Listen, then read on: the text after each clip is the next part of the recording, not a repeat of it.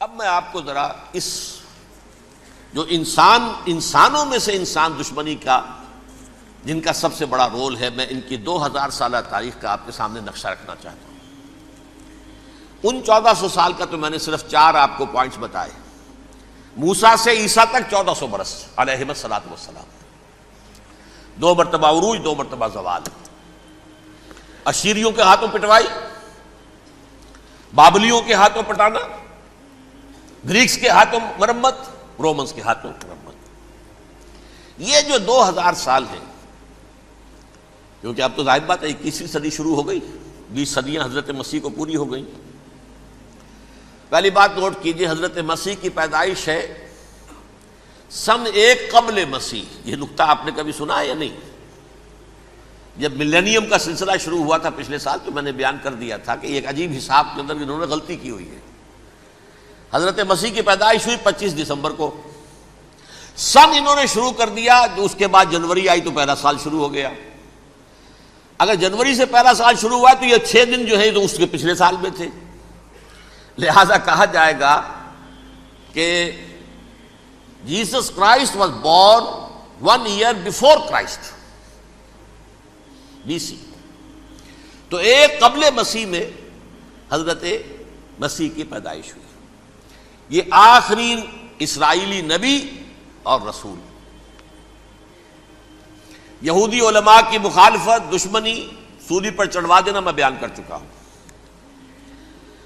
سن 33 عیسوی میں، جبکہ حضرت مسیح کی عمر 33 برس تھی، اللہ تعالیٰ نے انہیں زندہ آسمان پر اٹھا لیا، لیکن یہودیوں نے اپنے خیال کے مطابق انہیں سولی پر چڑھوا دیا، ان کی موت واقع ہو گئی۔ اگرچہ اس کے بعد یہ اختلاف ہے ان میں، یہودی کہتے ہیں وہ سولی پر چڑھ گیا، ختم ہوا، مر گیا۔ عیسائی کہتے ہیں نہیں، انتقال ہوا ہے مسیح کا صلیب پر، لیکن پھر وہ دوبارہ زندہ ہو گئے ہیں۔ ان کی لاش ایک غار میں رکھ دی گئی تھی، وہاں ریزریکشن ہو گیا، ان کا باعث بعد الموت وہیں ہو گیا، اور پھر انہیں اللہ نے زندہ آسمان پر اٹھا لیا۔ تو ہمارے اور عیسائیوں کے درمیان نوٹ کر لیجئے، یہ چیز مشترک ہے کہ حضرت مسیح آسمان پر زندہ اٹھائے گئے۔ فرق کیا ہے؟ وہ سمجھتے ہیں کہ سولی دیے گئے، سولی پر مرے، پھر زندہ ہوئے، پھر گئے۔ ہم سمجھتے ہیں کہ نہیں، وما صلبوہ وما قتلوہ، انہوں نے نہ صلیب دے سکے انہیں اور نہ انہیں قتل کر سکے، بل رفعہ اللہ الیہ، اللہ نے اٹھا لیا۔ پھر ہمارا اور یہ اس کا عیسائیوں کا ایک اور اتفاق ہے، سیکنڈ کمنگ آف جیسس، حضرت مسیح دوبارہ آئیں گے۔ یہ عیسائیوں کا بھی عقیدہ ہے اور ہمارا بھی۔ بہرحال تو جیسا کہ میں نے عرض کیا کہ اس وقت یہ عذاب استیصال، عذاب اکبر کے مستحق ہو چکے تھے، لیکن اللہ نے ان کی مدت دراز کی ہے۔ لیکن ان پر دنیاوی عذاب کا ایک کوڑا جو ہے اللہ تعالیٰ کی طرف سے اسی وقت برسا، دنیاوی عذاب دنیا میں رہتے ہوئے، ختم نہیں کیا۔ 37 برس بعد، حضرت مسیح کے رفع سماوی کے 37 برس بعد، سن 70 میں یہودیوں نے بغاوت کی رومیوں کے خلاف۔ رومی ٹائٹس جنرل تھا ایک، اس نے پھر جو حملہ کیا ہے، 1,33,000 یہودی ایک دن میں قتل کیا یروشلم میں، اور ہیکل سلیمانی گرا دیا۔ وہ ہیکل پہلے بھی گرا تھا، پہلے 1400 سال کے دوران میں بھی نبوکڈنضر نے گرایا تھا، لیکن پھر اس کے 150 سال بعد انہوں نے دوبارہ بنا لیا تھا، اس لیے وہ اسے سیکنڈ ٹیمپل کہتے ہیں۔ پہلا ٹیمپل جو حضرت سلیمان نے بنایا تھا، نبوکڈنضر نے گرا دیا 587 قبل مسیح میں، پھر دوبارہ انہوں نے 150 سال کے بعد بنا لیا۔ وہ اس تاریخ کا حصہ ہے، میں نے جس کے بارے میں آپ کو تفصیل نہیں بتائی۔ اس میں یہ ہوا سن 70 میں وہ گرا دیا گیا، وہ آج تک گرا پڑا ہوا ہے۔ نمبر 2، یہ کہہ دیا گیا کہ یہودیوں اس ارض فلسطین سے نکل جاؤ، تم یہاں نہیں رہ سکتے اب۔ لہذا جس کا جہاں سینگ سمایا چلا گیا، یورپ میں چلے گئے، ایشیا میں آ گئے، عرب میں آ گئے، یہ 3 قبیلے جو رات بھی میں نے عرض کیا تھا، بنو قینقاع، بنو نذیر اور بنو قریظہ، یہ وہاں سے آ کے مدینے میں آباد ہو گئے۔ جس کا جہاں سینگ سمایا، افریقہ میں، ہندوستان میں، جہاں چلے گئے، ڈایاسپورا اسے کہتے ہیں، وہ آپ نوٹ کر لیجئے اس لفظ کو، ڈایاسپورا، ہمارا دور انتشار، جبکہ ہمیں ہماری اصل سرزمین تو فلسطین ہے، حضرت ابراہیم کا مسکن، حضرت اسحاق حضرت یعقوب کا مسکن فلسطین، یہ ہے ہماری اصل جاگیر، یہ تو ہماری جدی پشتی جاگیر ہے، لیکن یہاں سے نکال دیے گئے سن 70 عیسوی میں، اور وہاں سے لے کے 1917 تک ان کا ڈایاسپورا جاری رہا۔ یہ دور انتشار ہے۔ اس دور انتشار کے اب چند حصے ہیں جس کو میں چاہتا ہوں کہ آپ علیحدہ علیحدہ سمجھ لیں۔ دور انتشار کا جو پہلا جو ہے تقریباً 300 برس، رومی حکمران تھے، وہ یہودیوں کے بھی دشمن تھے اور عیسائیوں کے بھی دشمن تھے، عیسائی اور یہودی ایک دوسرے کے بھی دشمن تھے، لیکن رومی سمجھتے تھے کہ یہ ایک ہی تھیلی کے چٹے بٹے ہیں۔ رومیوں کے نزدیک عیسائی بھی یہودیوں ہی کا ایک فرقہ تھے، کوئی علیحدہ مذہب تو تھا ہی نہیں، لہذا رومی جو ہیں رومنز وہ ان دونوں کو ستاتے تھے، مارتے تھے، اور یہ آپس میں لڑتے تھے، یہودی عیسائیوں کو مارتے تھے، عیسائی یہودیوں کو مارتے تھے۔ یہ ہے 300 برس تک کی تاریخ۔ سن 300 عیسوی میں کیا ہوا؟ ایک معجزہ ہو گیا۔ بہت عظیم ایمپرر کانسٹینٹائن، قسطنطین اعظم، رومن ایمپررز میں سے بہت بڑا ایمپرر، وہ عیسائی ہو گئے۔ اب تو معاملہ بالکل تلپٹ ہو گیا، پوری سلطنت عیسائی ہو گئی۔ اب عیسائیوں کے عیش ہو گئے اور یہودیوں پہ مار پڑنی شروع ہوئی۔ اب عیسائیوں کا آپ خود سوچئے کہ جنہیں وہ خدا بنا بیٹھے ہیں، خدا کا بیٹا قرار دے رہے ہیں، ان کے قاتل کون؟ یہودی بدماش۔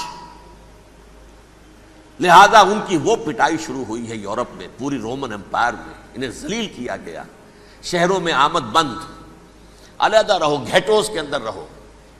یہودی کا نام جو ہے وہ گالی بن گیا، جیسے آج بھی یہودی گالی کہتے ہیں، جیسے خنزیر کا لفظ، آخر وہ بھی اللہ کی مخلوق ہے، لیکن آپ کو معلوم ہے کوئی شخص زبان پر نام نہیں لانا چاہتا خنزیر کا، سور کا، ہے تو مخلوق، وہ بھی ایک حیوان ہے۔ ایسے ہی یہ ہے یہودی، یہودی گالی، جیوٹ گالی۔ لہذا ایک طرف تو ان دونوں کے درمیان دشمنی، جس کو قرآن کہتا ہے وَأَغْرَيْنَا بَيْنَهُمُ الْعَدَاوَةَ وَالْبَغْضَاءَ، ہم نے ان کے مابین دشمنی جو ہے پیدا کر دی۔ اور جب یہ پوری سلطنت عیسائی ہو گئی تو قافیہ تنگ ہو گیا یہودیوں کا۔ اب آئیے 571 عیسوی، یعنی جب کہ ڈایاسپورا کو کتنا عرصہ ہو چکا تھا؟ 500 برس۔ سن 70 سے شروع ہوا ڈایاسپورا، جب ٹائٹس نے گرایا ہے ہیکل کو اور نکال باہر کیا انہیں فلسطین سے، بھاگ جاؤ، یہاں ایک یہودی بھی نہیں رہے گا، فلسطین سے نکال دیے گئے۔ اس کے پورے 500 برس بعد سن 571 عیسوی میں حضور کی پیدائش ہوئی، ولادت باسعادت محمد الرسول اللہ صلی اللہ علیہ وسلم۔ 610 میں آپ پر وحی کا آغاز ہوا، لیکن حضور کے ساتھ ان کا معاملہ کیا رہا؟ اول تو جب کہ حضور ابھی مکے ہی میں تھے، یہودیوں نے ریشہ دوانیاں شروع کر دی حضور کے خلاف۔ قریش مکہ کو سکھاتے تھے، پڑھاتے تھے، ان سے یہ پوچھو، ان سے یہ پوچھو، انہیں اس طرح تنگ کرو، ان سے یہ امتحان لو، یہ آپ کے علم میں ہے۔ سورہ بنی اسرائیل میں، سورہ کہف میں وہ سوالات جو امتحانی سوالات آئے تھے، ذوالقرنین کون تھا، اصحاب کہف کون تھے، تم رسول بنے پھرتے ہو تو بتاؤ، اور یہ روح کی حقیقت کیا بتاؤ۔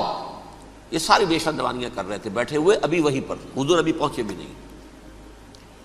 ہجرت فرما کر حضور تشریف لے آئے تو حضور نے، جسے ماسٹر سٹروک کہا جائے گا، یعنی اسٹیٹس مین شپ کا ماسٹر سٹروک، آپ نے مدینے میں آتے یہودیوں کے ساتھ پیکٹ کر دیا، جوائنٹ ڈیفنس پیکٹ آف مدینہ، کہ اگر مکے والے ہم پر حملہ کریں گے تو ہم مل جل کر ایک قوم کی حیثیت سے مقابلہ کریں گے۔ یہ میثاق مدینہ کہلاتا ہے، جس کے بہت غلط معنی پہنائے جا رہے ہیں آج کل۔ بہرحال میں موضوع میرا چونکہ یہ نہیں، میں ادھر نہیں جاؤں گا، لیکن ہوا کیا؟ ہر مرتبہ یہ خیانت کے مرتکب ہوئے، ان نے جو عہد کیے تھے ان سے پھرے، اندر ہی اندر سازش، ریشہ دوانی، حضور کی بدترین دشمنی۔ سورہ نساء کی آیت نمبر 12 میں 14 میں 13 میں فرمایا ہے لا تزال تطلع علی خائنۃ منہم، اے نبی ہمیشہ آپ کے علم میں ان کی طرف سے خیانتیں، بددیانتیاں آتی رہیں گی. اور بار بار وہ مسلسل جنگ کی آگ بھڑکاتے تھے. قریش کو دعوت دیتے، آؤ آؤ آؤ ہم اندر سے بغاوت کر دیں گے، تم آؤ تو صحیح، ختم کریں محمد کو اور اہل ایمان کو صلی اللہ علیہ وسلم ورضی اللہ تعالی عنہم اجمعین. لیکن پھر جب وہ آتے تھے تو یہ دبک جاتے تھے، ان میں ہمت نہیں تھی، میدان کے مرد نہیں رہے تھے. یہ سورہ حشر میں ان کا نقشہ کھینچا گیا ہے. کھلے میدان میں مقابلے کی اس کے اندر صلاحیت ہی نہیں ہے. یہ تو فصیلوں کے پیچھے سے، جیسے عورتیں کہیں دیہات میں لڑائی ہوتی ہے تو مرد جو ہے گلیوں میں لڑتے ہیں، عورتیں اوپر سے پتھر پھینکتی ہیں، بس وہ کام یہ کر سکتے تھے. من ورائے جدر، فصیلوں کے پیچھے سے، جنگ میں میدان میں نہیں آ سکتے. بہرحال قرآن مجید میں ہے یہ سورہ مائدہ کی آیت نمبر 64، کلما اوقدوا نارا للحرب اطفاها اللہ. اکثر و بیشتر مواقع پر تو یہ جب آگ بھڑکاتے تھے جنگ کی، اللہ اسے بجھا دیتا تھا. لیکن بہرحال اس کے باوجود جنگیں ہوئی، غزوہ بدر، غزوہ احد ہوئی کہ نہیں. یہ ساری اس اصل شرارت ہوئی، اور اس کے نتیجے میں حضور نے پھر ایک ایک کر کے 3 قبیلوں کو سزا دی. غزوہ بدر کے فوراً بعد بنو قینقاع نکالے گئے مدینے سے، غزوہ احد کے فوراً بعد بنو نذیر نکالے گئے، اور غزوہ احزاب کے بعد بنو قریظہ نکال دیے گئے. یہ تو میں نے آپ کے سامنے رکھ دیا صرف حضور کے زمانے میں ان کا کیا رویہ رہا. دشمنی، رات بھی ہم نے وہ آیت پڑھی تھی، لَتَجِدَنَّ أَشَدَّ النَّاسِ عَدَاوَةً لِلَّذِينَ آمَنُوا الْيَهُودُ وَالَّذِينَ أَشْرَكُوا.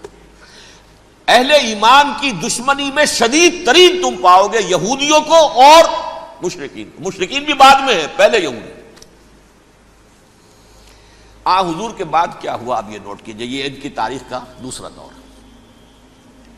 حضرت عمر رضی اللہ تعالی عنہ کا عہد خلافت ہے.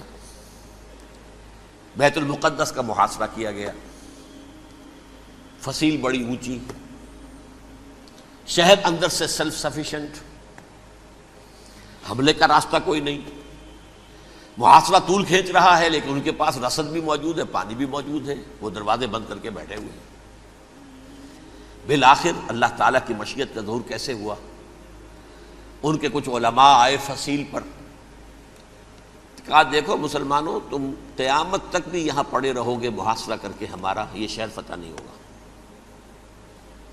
ہاں ایک درویش بادشاہ کے ہاتھوں یہ شہر فتح ہونا ہے، لیکن تمہارے اندر ہمیں وہ نظر نہیں آ رہا. ابو عبیدہ بن الجراح رضی اللہ تعالی عنہ، امین هذه الامہ، ان کا فوراً ذہن گیا وہ درویش بادشاہ مدینے میں بیٹھا ہوا ہے، عمر رضی اللہ تعالی. اب ایک اور عمر بھی ہے جو قندھار میں بیٹھا ہے. نقشہ وہی ہے، سادگی کی حد تک نقشہ وہی، بالکل وہی، اپنی آنکھوں سے دیکھا ہے، وہی سادگی. عمر اول، عمر ثانی تھے عمر بن عبدالعزیز. اب ایک اللہ کے فضل سے اللہ تعالیٰ ایدہ اللہ بنصرتہ، اللہ تعالیٰ ان کی نصرت فرمائے، دشمنوں کو ان کے مقابلے میں نیست و نابود کرے. انہوں نے ریکویسٹ بھیج دی کہ حضور تشریف لائیے، یہ شہر فتح ہو جائے گا. وہ ہے سفر تاریخی، اتنا طویل سفر، تقریباً 700 میل، ایک اونٹ، ایک خادم، ایک منزل پہ امیر المومنین اوپر بیٹھے، خادم آگے چل رہا ہے، اگلی منزل پہ خادم اوپر بیٹھا ہے، امیر المومنین آگے جا رہے ہیں. اور جب پہنچے ہیں تو وہ باری تھی خادم کی. انہوں نے ہاتھ جوڑ دیا، حضور خدا کے لیے تم کیا کہیں گے لوگ، وہ میرا برا حال کر دیں گے، تمہیں شرم نہیں آئی؟ امیر المومنین پیدل آگے چل رہے ہیں نکیل پکڑ کر، اور تم بیٹھے ہو اوپر براجمان ہو. حضرت عمر فرمایا الدور دورک، نہیں باری تمہاری ہے، بیٹھ. اس حال میں پہنچے ہیں. اور پھر یہ کہ ابو عبیدہ بن الجراح آئے ہیں، استقبال کیا ہے تو دیکھا ہے اس حال میں چلے آ رہے ہیں. عمر نکیل پکڑے ہوئے چلے آ رہے ہیں، اور کہتے ہیں کہ کہیں کیچڑ ویچڑ تھا، جوتے خراب ہو گئے تھے، وہ بھی اتار کے ہاتھ میں پکڑے ہوئے، کپڑے تو تھے ہی پھٹے ہوئے. انہوں نے کہا بھی حضرت ابو عبیدہ نے